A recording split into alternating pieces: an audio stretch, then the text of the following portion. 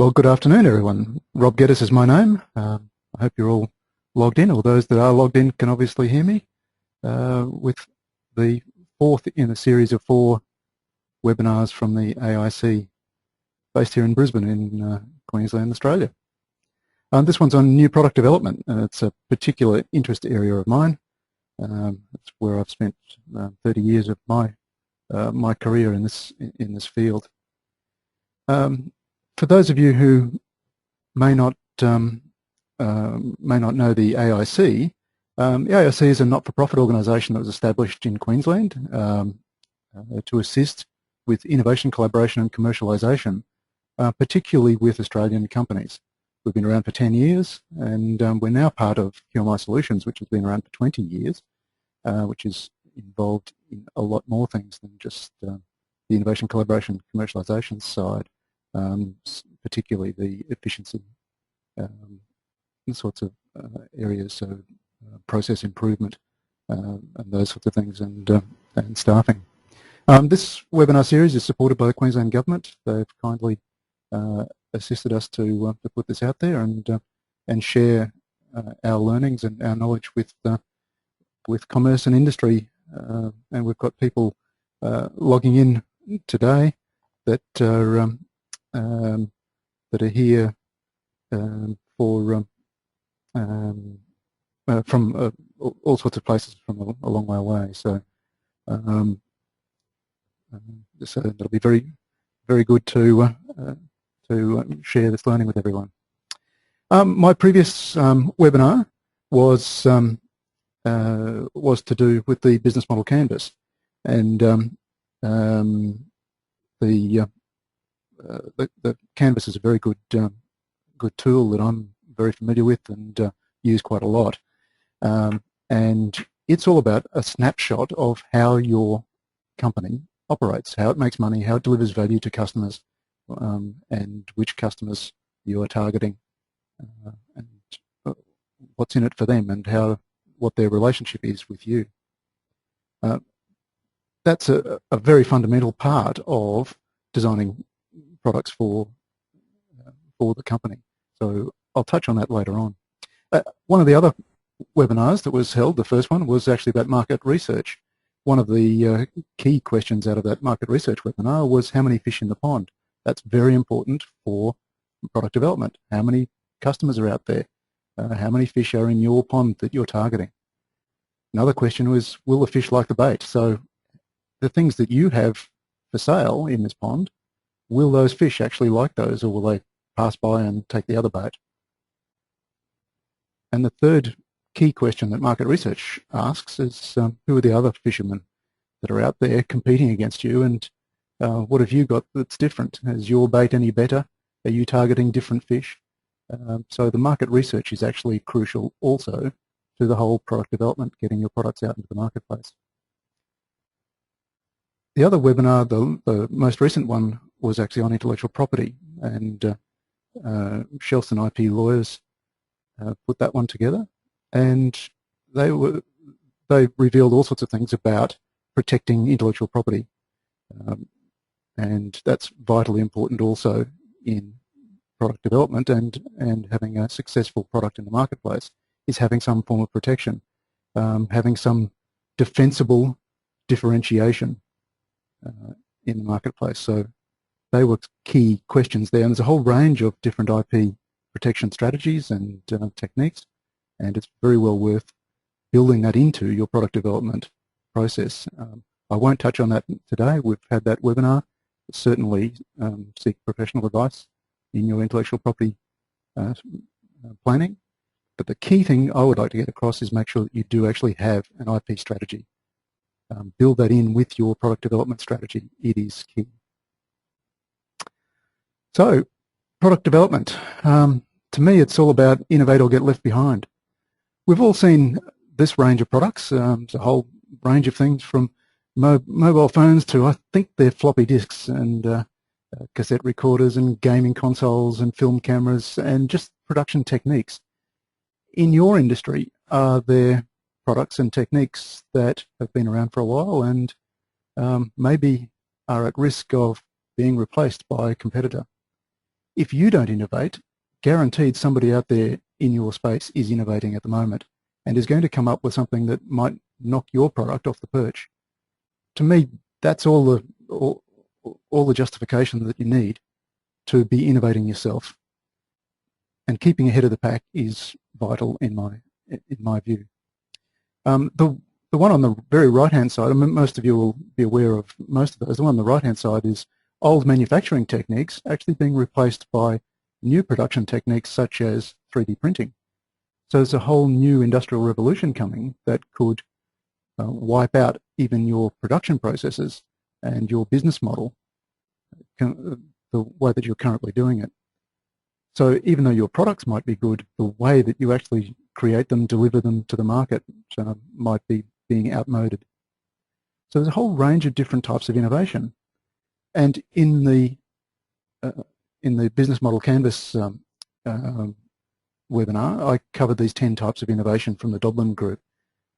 And there's a whole range of different types of innovation, as you can see, from the blue, which is all about the business itself and the processes and structure, through to the right in the center is the product and product performance and product system that we're interested in today. To the right-hand side, which is more about the service and the intangibles, the customer experience, those sorts of things, which is very important also with product development. But key today, the things I'm going to cover in only this 1 hour, is the actual hard product development itself right in the center. There's two little boxes there. One is product performance, so just improving the way that a product performs, new features, different ways of making it work, improving products so that they're going from mobile phones with buttons to mobile phones with touch screens that can do all sorts of other things as well. That's one type of innovation, and the other type is a product system itself, which actually is a bit broader. It looks at the whole architecture, the modularity, the integration, the interoperability of your products that you're getting out in the marketplace. And when I say products, it does also work for services, but today we'll be talking mostly about hard products. So with that product, that the offering that you're providing to the marketplace, your value proposition, there's different ways that people actually develop those products, and some are internally driven. Some come from within the company. We think this is a great idea. We're going to put it out there. We're going to beat the opposition by coming up with this better widget. We tend to call that product push. That's pushing into the marketplace, and you're hoping that people are out there to buy it. You're hoping that you've got a good understanding of the market and they're going to buy what it is that you've got for sale. Another approach is actually customer focused, and this is to me a better form, is actually understanding what the customer actually wants and needs and developing the product to suit the customer wants and needs. And that's really market pull, understanding the market, and they pull the right product out of your development chain. A third type is on the right-hand side there, the design-led type of thinking. So we've had internally driven, which is product push. We've had customer-focused market pull. And this one here is actually insight-driven. It's basically a combination of the other two, where you are looking for insights in the marketplace that you're able to deliver on, and it's not necessarily dependent on the actual production capabilities within your organization. It's not necessarily dependent on your current product range. You're looking for insights that have opportunities that you can fill. Then you develop the products and the systems and the whole process and the factories and the whole value chain behind that to deliver on that insight that you've identified in the marketplace. And we call that design-led.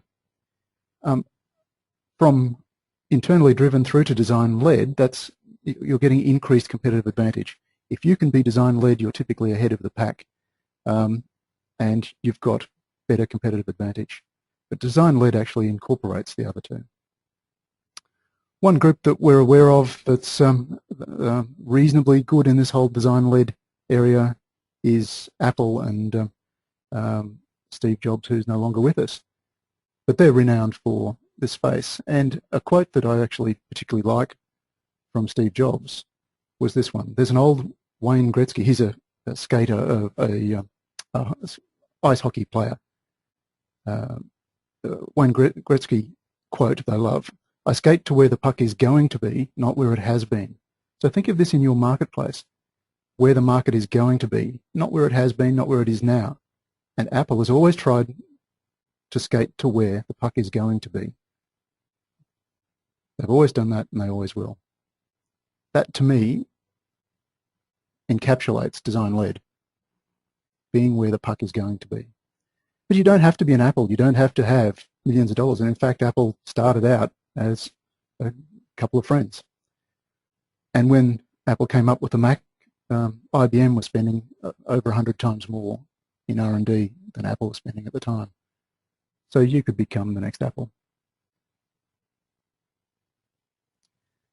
You've actually got a couple of different masters when you're developing products within the company or for a company.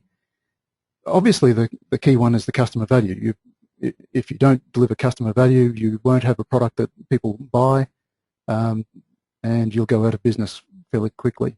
If you do deliver customer value, then you'll have customer loyalty, and then you'll get profits and growth out of that.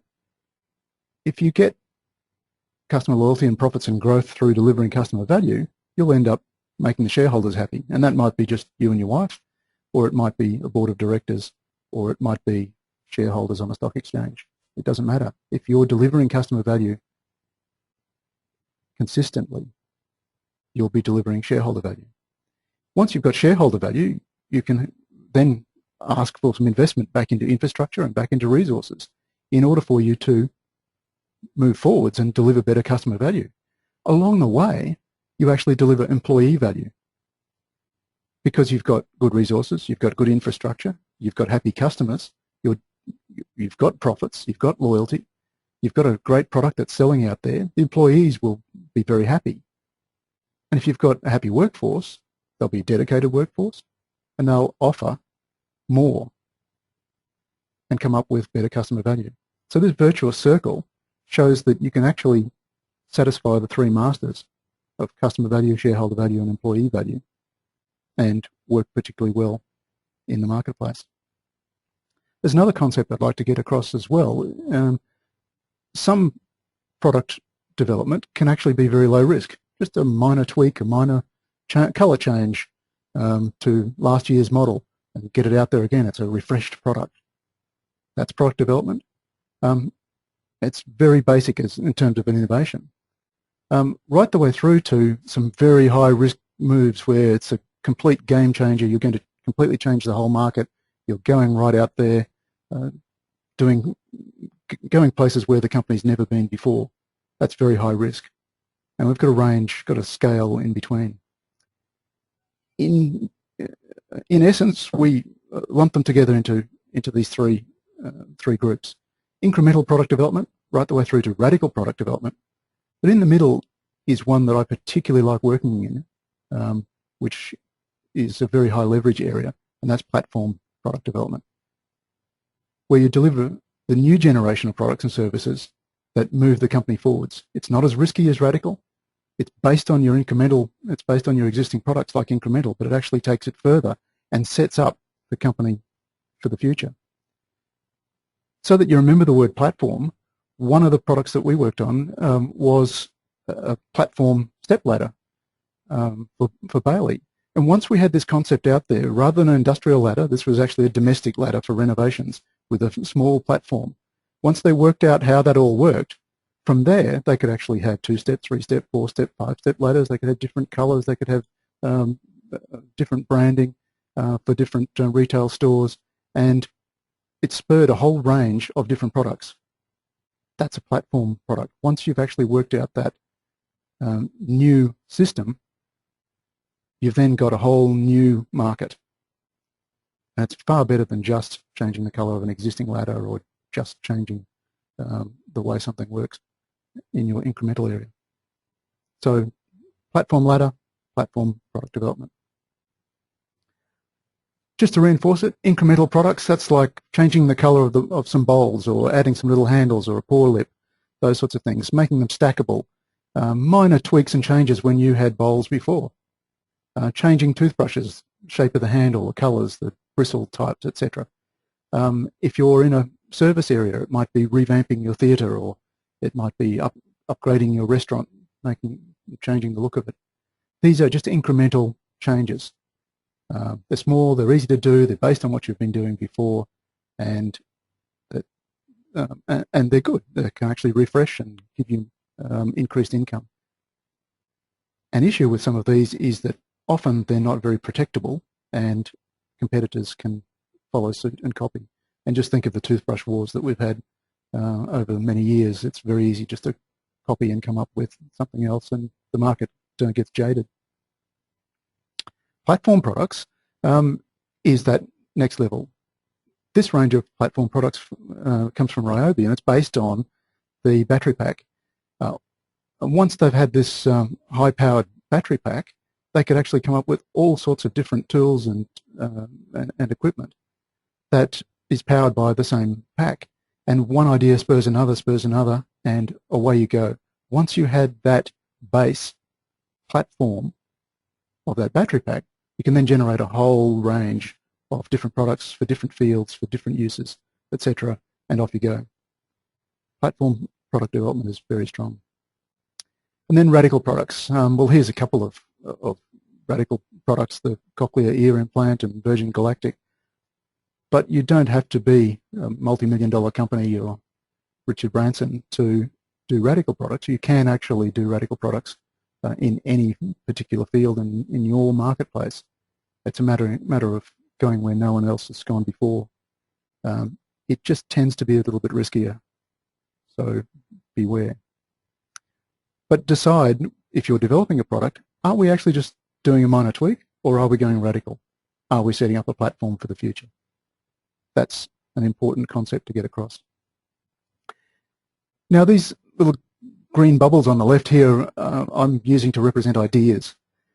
Most companies, in my experience, don't have trouble with generating new ideas. And if you do, we've got tools and techniques that can help with that. But most companies have got a drawer full of ideas, and people out in the factory floor are coming up with ideas all the time. Your wife's coming up with ideas. Your brother-in-law at a barbecue, what have you. There's stacks of ideas that are out there. It's a matter of which ones are we going to take forward? Which ones are we seeking to fuel our planned transformation? So what ideas are we looking for, not which ones just happen to come along? And that has to be tied to your strategy, and that's your business model canvas. The strategy for the business, how are we going forwards? How are we going to make money out of this company?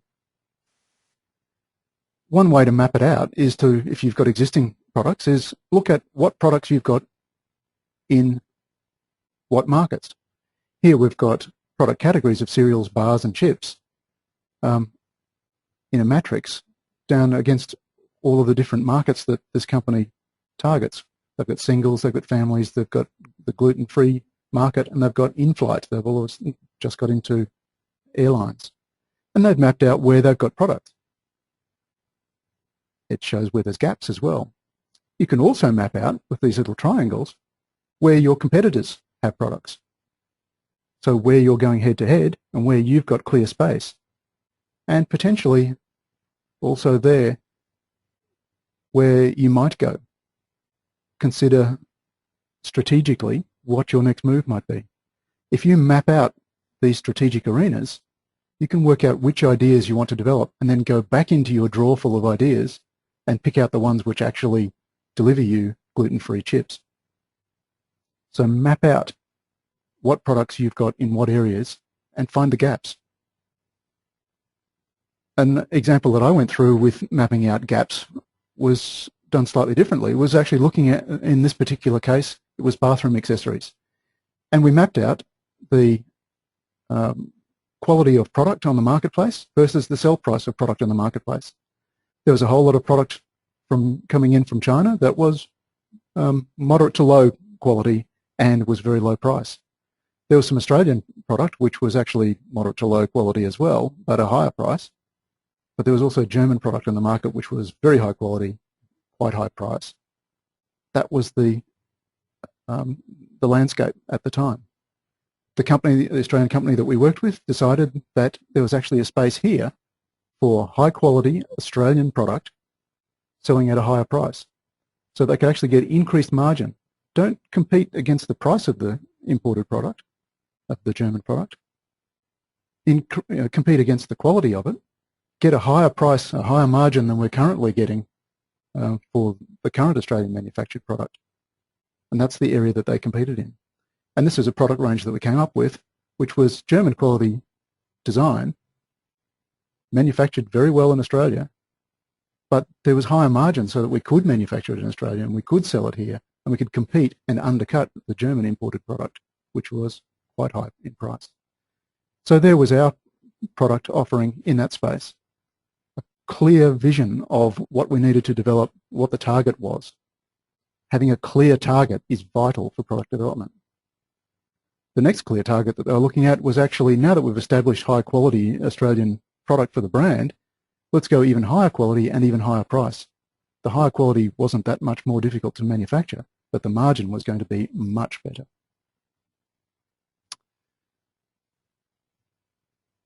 Back here is another way of mapping out the product ideas and working out which ones you might tackle.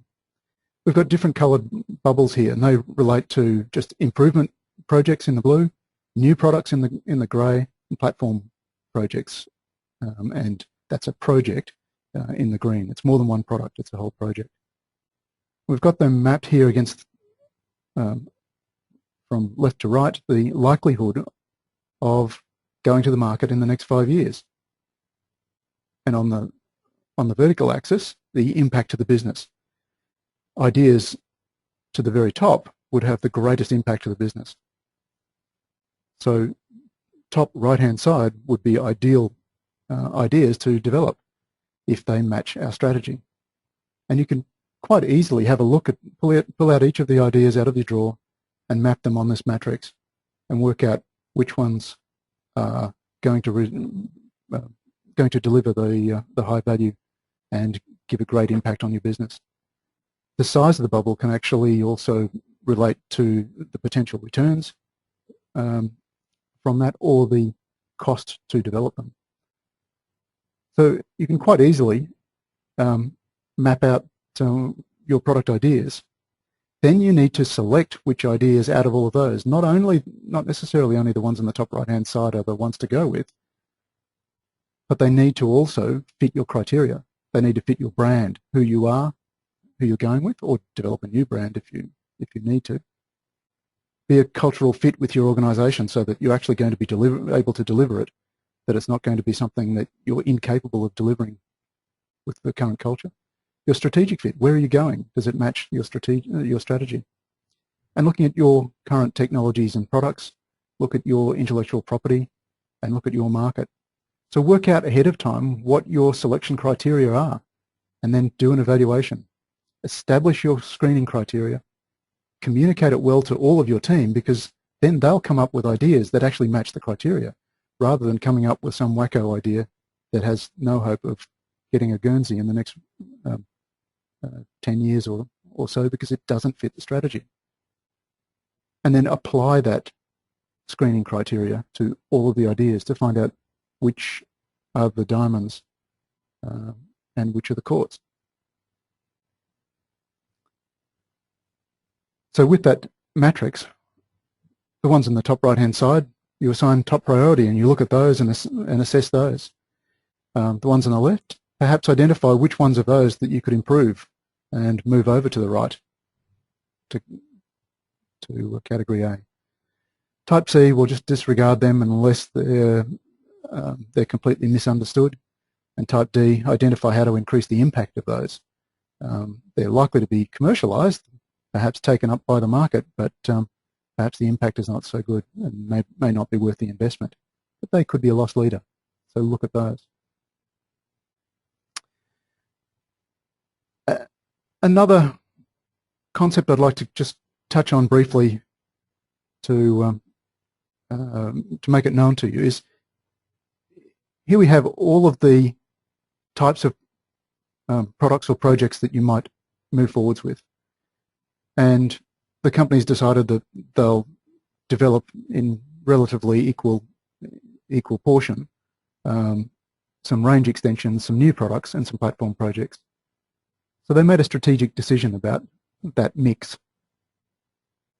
And they've got projects categorized into buckets. So all those different ideas you put into those different buckets. And we had the bubbles with the different colors before. Then rank the projects in each bucket until you've run out of resources. The resource allocation mirrors the strategic priorities. So your business strategy will actually dictate the split of your resources into what buckets and therefore what projects. Here's a real-life example that's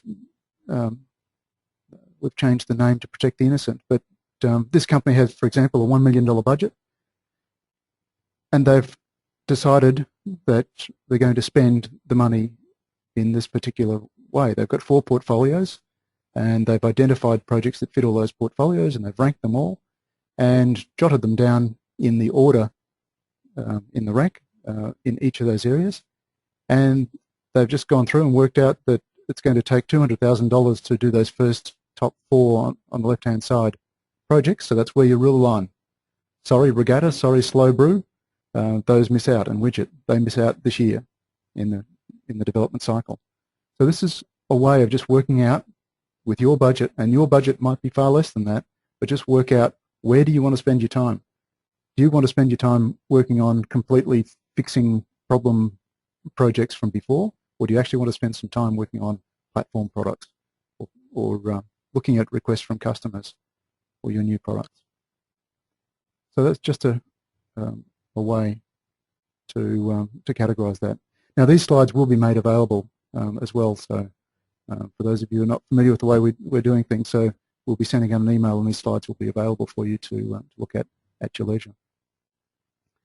Another concept with these ideas is that there's different ways of innovating, and it doesn't have to all be within the walls of your company. The product ideas on the left-hand side are the ones that we have come up with, that we've found, and that funny little funnel with all the holes in it, that's our product development process. We've got some markets out there in the world, and we've got, in fact, identified our current market and identified a new market out there. We want to develop some of these ideas. So there's internal ideas which we can take through our product development process, and we'll cover that later on, targeted at our current target market. We can develop those, and that's quite straightforward, quite easy. And some of these ideas might actually be developed and go to our new market. That's good, that fits our strategy. That's what we're wanting to do. Some other ideas might actually link up with some external ideas along the way in order for us to reach our market, because we might not actually have some of the ways of doing things. We might not have all of the technology, all of the knowledge, all of the skills. So here we're linking with some external people. And similarly, some of the other ideas might be brilliant ideas, but they're not for us, they're not our markets, so we could potentially sell those off. Make money out of your new product ideas by not developing them at all, but by licensing them, spinning them off, selling them. Your ideas are valuable.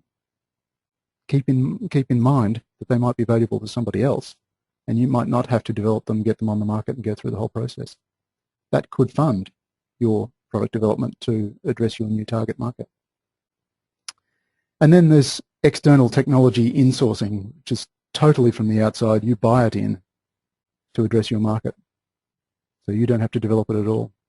Licensing and external purchase. So here's our product development funnel, and one of the things that we're finding with many Australian companies is that once they get the great idea, once they've screened the idea, if they have, they jump straight into the development phase. They've skipped past all these important phases that have been identified as being important in the product development process. And that's not good. If you now spend all of your time developing that product and then find that it's not very good because you haven't done your due diligence, then the cost of killing that project at a late date is actually quite high. And the opportunity cost of spending all of that time on that project rather than a good project is something that you don't want to have to handle. So how should we do it? Well, we should screen the ideas, find the couple that seem to fit our strategy, and we scope those, find out whether we can do them, whether there's a market for them, whether it actually stacks up, and in fact we then take those through to a business case, modify them, reshape them, take them through to a business case to see whether or not, if we believe that they're worthwhile. Only then, if the business case stacks up, fits our strategy, is going to make money, there is a market for it, fits all the criteria, do we then jump into development.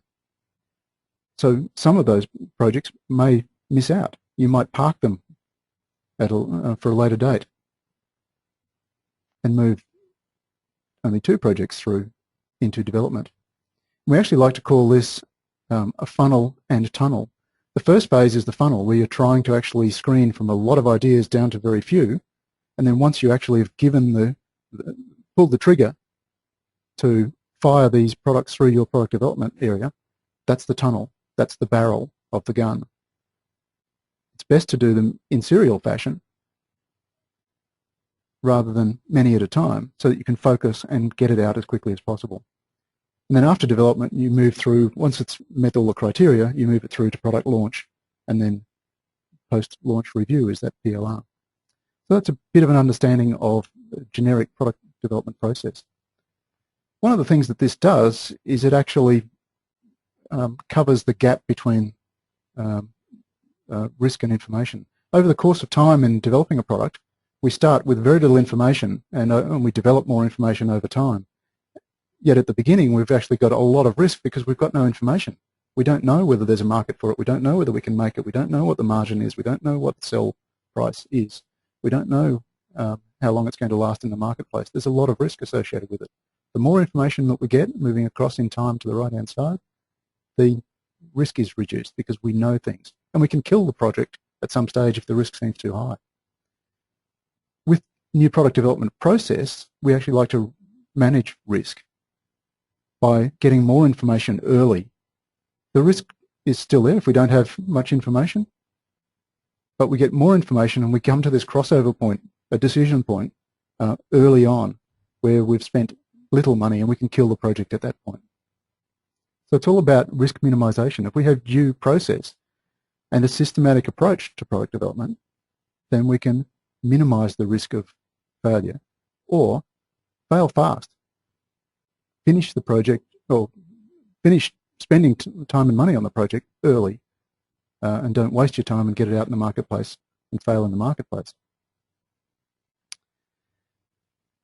This is a graph of the expenditure of your cash flow over time. Right at the very beginning, you've got an opportunity that's out there in the marketplace, and you might not perceive it for some time, moving across with time across the right-hand side. And it'll take some time before you actually decide to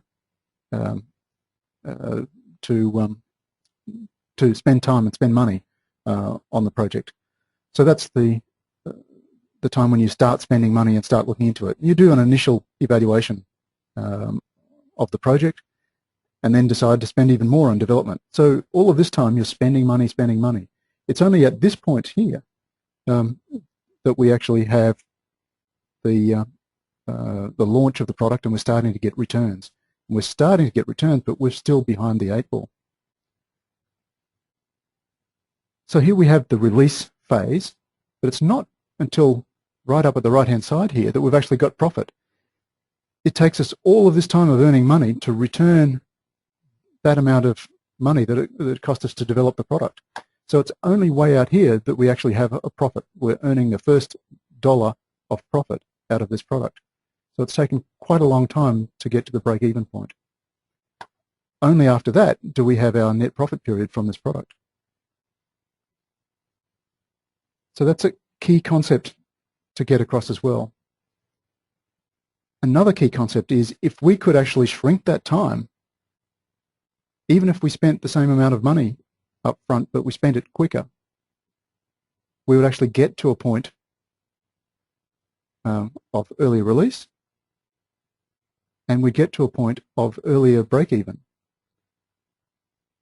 And typically, we actually will end up with greater profit period because we'll be earlier to market. We'll have hit the market first. We'll have been able to secure more of the market, get more sales, and perhaps for an extended period. Because often a technology, a style has a set obsolescence date that you can't extend. If you can actually bring forwards the break-even point, you're making money before the time that you would have otherwise. So your time to profit then is shorter, so you're getting returns quicker for the same amount of spend. And we call this lean product development, and that's a whole different course, but lean product development is a very good thing to do once you've decided to pull the trigger on moving forwards with a product. An example of one that I worked on was a surgical device. This is a laparoscopic irrigator used in medicine. We actually developed this product in very quick time, got a quick decision out of the US, and using single cavity tooling, we were able to get to the product on the market in very quick, smart time, using rapid prototyping and rapid tooling. So that enabled us to get to profits earlier, even though the expenditure was pretty much the same as we otherwise would. So developing products faster offers a number of advantages. There's increased profits and sales. You can beat the competition to the market, maintain your market leadership. You can be responsive to changing market styles and technologies because the market's moving quickly these days. And you can enhance your reputation and your brand. So there's some key things about getting to market faster. But to do it fast, you need to do it well so that you don't fall over yourself and make mistakes, and you need good process. This all looks very complicated. This is process 101, I suppose, for product development, stage gate process. And big companies around the world, the 3Ms and those sorts of larger companies, will use a 5-stage process. And it's all quite complicated, but they've got the people to do it and the systems to do it. That can actually be resolved down to a 3-stage process. You're still doing the same things, but you actually don't have as many meetings and decision points and things. You need to cover off the same concepts. But essentially what you're doing is only making decisions at the diamonds. And then moving forwards a little bit, answering questions, and only when you can answer the question as to whether or not this concept is worthwhile pursuing, can we do it, is it feasible, then you can pass that gate and into the next stage, build the business case. Once you've got the business case, it stacks up, then you can pass the next gate and get into development, pull the trigger. It's reasonably complex, and we're finding that in Australia, few companies have the resources to be able to do that. So something that we're looking at the moment is actually this early stage and late stage. There seems to be fundamentally 2 different sections within this whole product development process. The early stage section is all about truth seeking. It's all about, is this going to stack up as a valuable product? Is it going to make a profit? Is it going to have a market? The second stage is, once you've said yes, let's go, it's all about making that a very successful product and seeking success. So it's product development. With that model in mind, we can see that truth seeking can be these first couple of stages and success seeking there. This is where the accountants, where the business owner, where the manager is asking all the questions about, do I pull the trigger? Here is where we pull the trigger to go to development, and here is actually make it successful. Same thing in the 3-stage process. Truth seeking to this point, pull the trigger, go to development.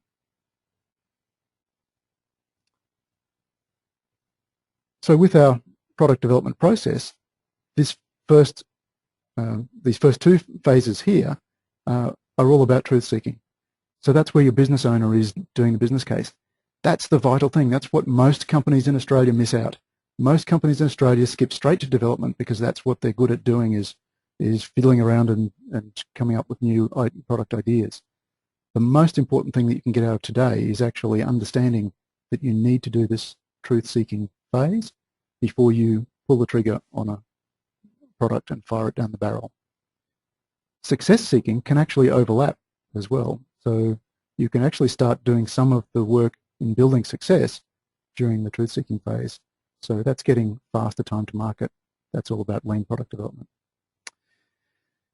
Right, that's a lot of theory about all of that. The key part of product development, however, once you've actually decided it is a goer, is making a success and developing the thing well. That's this development phase. And that's where most designers and engineers and most entrepreneurs focus most of their time. But remember to do the truth-seeking phase first. So here's an expanded area of that little area of the development phase. And this is, I'm using an example here of a pool filter cartridge. With our concept, at the beginning of the whole development stage, we came up with a product concept. And that actually came out of all of the research up front, all of the feedback from the company, all of the market research, all of talking to our sales representatives and all those sorts of things. The requirements for the product were defined and written down. Alternatives different paths that we could go down were defined and written down, or at least the scope as to how far we could go. The concept was generally defined, and in fact, here's a copy of the document, which was the briefing document from the client, and in there is a sketch that came out of some of the early phase, the idea scoping phase, as to what idea have we got to move forwards. Here is the idea. That's the one we want to go with. That's the one we'll move forwards with. So very definitely briefing the designers in the concept development phase. The designers can work on that concept and develop the concept and move it forwards, and also work on the system as to how it all goes together, how the whole process will work, and that's the system level design. So that's making sure that each of the parts of the product will actually work, will fit together, will work with other products that we've got in our range, will work with the things within the industry, will be able to be produced, and all those sorts of things. So that's system level design. It's still conceptual at this point in time, but effectively the specification is frozen. Moving on then to detailed design, and that's where we get into CAD modeling, and we end up with engineering prototypes, and manufacturing prototypes can then come out of that as well.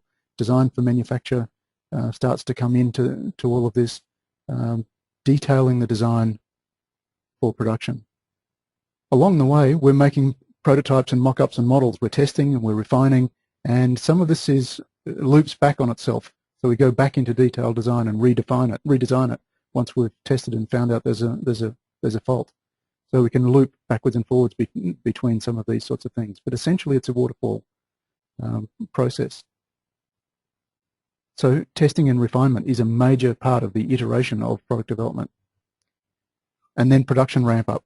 The design is not finished until it's ready with all of the production specifications. You've got everything else involved. You've got the packaging on the right-hand side there. You've got it designed for manufacture, designed for assembly, designed for maintenance.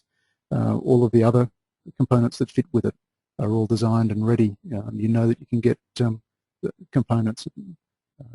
You know exactly what the finishes are, all those sorts of things. So the production ramp up. So there, in essence, is the product development process of this particular product. In that stage, we go through all sorts of different things, concept sketches and block models. It's a very important part of the whole thing. We look at, if it's going to be used by people, we look at ergonomics and use anthropometric data. And as well as that, make mock-ups. That you can see in this previous one, you make a mock-up that put it in the hand. If it's going to be used by hand, make a mock-up and see what it feels like. Put it in the hands of different users. Are they small? Are they large? Do they wear gloves? Make sure that the users can actually use the product. It's designed for use. We come up with sketches, we come up with different models and mock-ups, try different things, make different ones, mock up the screen, put it in the hands of people, do different color choices, get market feedback, use voice of the customer to get information about whether or not we're on track with this design. Try different things along the way. It's an iterative process. Some of the models and mock-ups can be very, very simple. Here's some foam models, but we're all about discovering truth from the marketplace and seeking success. So here we've got a bit of an overlap. And what we're trying to do here is just quickly test all sorts of different things, and you'll find very quickly the ones that work and the ones that don't. And you're putting ideas out there quickly so that people don't get too attached to particular ideas. One of the faults is that people fall in love with their very first idea. If you've got a product or service as well, you can actually mock that up in a full-size mock-up. If you've got a restaurant or a shop or what have you, you can actually mock that up. Apple do mock-up stores. So use full-size valuation mock-ups. If you can't do something full-size, perhaps a scale model is a good idea. You'll learn so much out of it. All the way through to, this is a prototype of this particular camera, that's a web camera that can download very quickly onto a laptop. The prototype looks for all the world like a real production item, and in fact there's electronics inside so that the thing works. So you get feedback from people. So we're using 3D printing and stereolithography and all sorts of different rapid prototyping techniques here to test and make sure. All we're doing all the way along the line here is reversing the risk. We're testing, making sure that what we're going to put out to market, what we're going to spend money tooling up for, is actually going to be worth the money, that people actually want it. Another example that I've got here, just going through from sketches and ideas and all of that design development process, where we're looking at coming up with the system, the platform for a new range of power accessories, light switches and power points and things like that. One of the things that you find during the design development phase is that you've actually got a lot of trade-offs. You can't do the perfect job for the budget that's going to do everything that you want it to do and is going to get to the market on time and cost the least amount of all products that we've ever made before and make the most margin. All of these things require trade-offs, and it's a real balancing act, a juggle between the constraints and your aspirations. That's a huge part of the product development process. A key thing to keep in mind is work out, you'll need to actually rely on that original product description, the original brief. What did the target market want? Where were we shooting for in the marketplace? What standard were we after? What quality standard were we after? What price were we after? And when are we going to deliver it in order to not miss the window of opportunity? In doing that, you might have to trade off some of the standards, etc. An important thing too is that you don't have to come up with the absolute best product the first time round in the marketplace. You can come up with a Mark I version or a limited release, and then later on, after you've got some cash flow, produce the Mark II and come up with more, a greater range of products that will make you more money. And here too is computer-aided design. In most cases with product development these days, everything is done on computer once the original concept is done. So you can model everything, you can test everything. This is all about risk reversal. And then from that computer model you can produce prototypes that look for all the world like the real McCoy, and then go into production straight with that same computer data. So the system is all there to reverse the risk. You might not have all of these capabilities, but there are certainly designers out there who do have those capabilities. If you do all of the material up front, you can actually engage people and work with people to do all the detailed design work, detailed manufacturing. You're probably not going to manufacture the tools or manufacture the parts. So work with the right people along the way to do all of these sorts of things, reverse the risk. So there's the product development process in short. Remember though that you need to actually do the upfront work. Some success factors in product development process, and a vital thing, success factor number one is to have a good plan, good clear plan, and that will guide you the whole way along the rest of it. It will help make those decisions and those trade-offs along the way during the development. Having a defined delivery date for your window will actually be important as well, a vital part of your plan. Do your homework, know your timing, your price, your quality window, your window for the market, your key success factors. know how this will make you money, be able to explain the grander scheme that this is a part of, understand your competitors and what your competitive advantage is, how you are competing in the marketplace, so what your point of difference is. That needs to shine through in the design. And work out how you're going to own this space. Work out your IP barriers and your barriers to entry for cost of tooling or whatever it might be to keep competitors out of the space so that you own it, you get your return on your investment. And you need to collect the right team and key partners. That is vital. So that plan is vital. Without that, forget the rest of the process. Brief well. If you've got a team, brief them well. Communicate that plan that you've got. All of it. Don't hold it back. Don't just tell the designers that that you need a new light switch. They need to know all of the information in order to make the decisions along the way. Understand your platform, your Mark 1 release, and then perhaps Mark 2 later on. The value of time is vital. Getting that product to market, getting some cash returns, getting the feedback back from the market, that is invaluable. You need to brief your team, brief well. And I've got some links to a briefing white paper that I can put up as well, and show you that link later on. We might send that through in the email afterwards.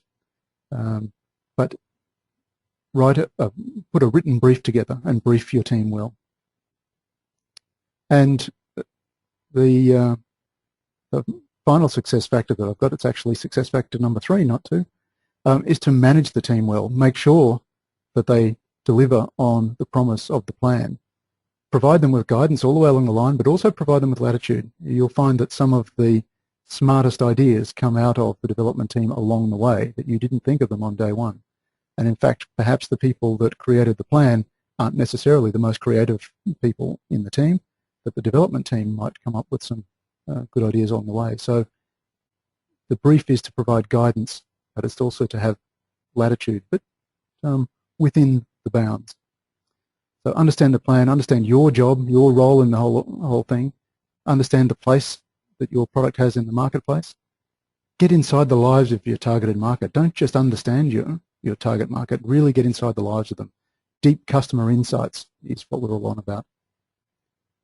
And understand the competitive market. Where do you fit in all of this? What is going to make you competitive? Therefore, what features and of your products are necessary and which ones can be jettisoned, at least this time around. And respect each other in the team and respect the importance of time.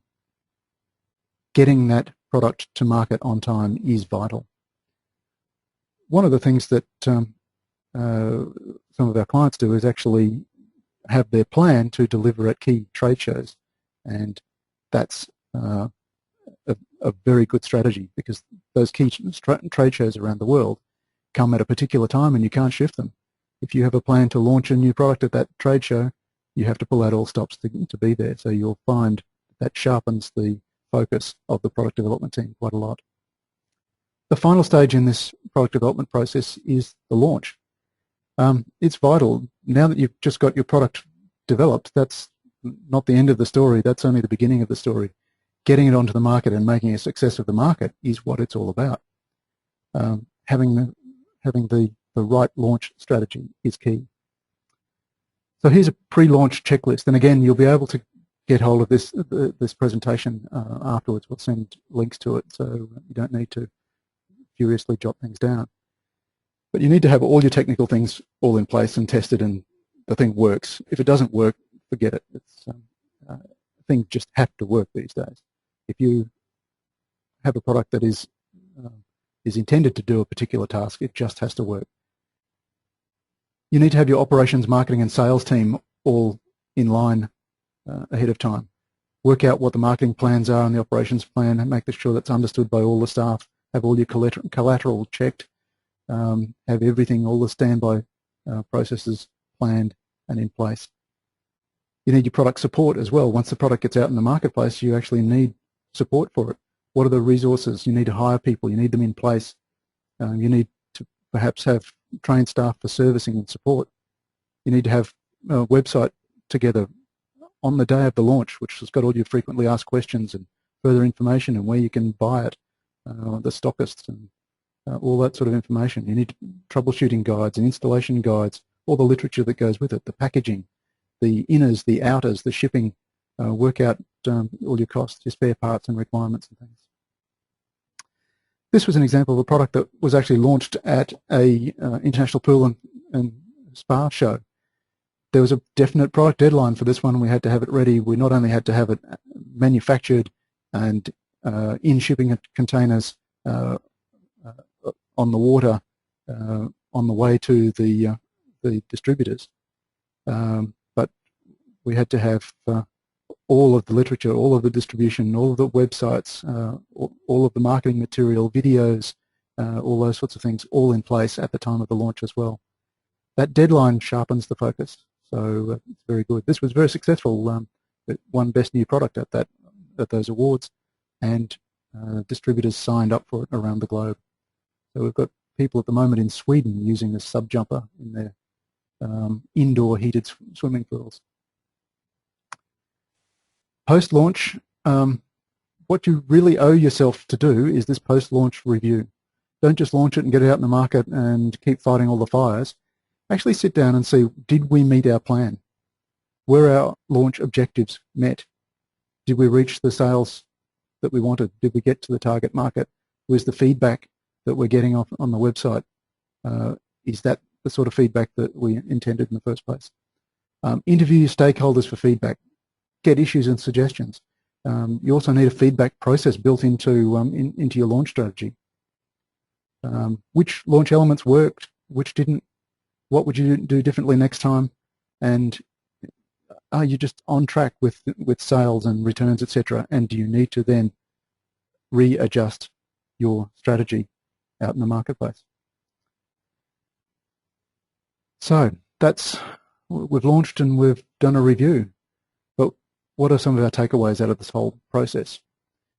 With new product development, I see it as the lifeblood of organizations. It's what's going to be there in the future. But you need leadership from the top of the company, from the board or the owner. They need to lead this and own it. That's vital, otherwise it just doesn't work. Successful product development processes focus on the customer, their value decision, what actually describes value for them. And you really need to be inside the minds of the customer, really understand and have clearly defined your customer and what it is that's a value proposition for them. Time to market is vital, and then time to profit is another thing that most people don't consider. They get it on the market, and then their efforts go back into developing the next thing, when in fact your sales team need to make sure that you deliver the break-even point as soon as possible. And was that to target, to budget? And fast failure is a concept. If the thing just isn't working, if it's just not going to make it, at some stage you've got to be able to pull the pin.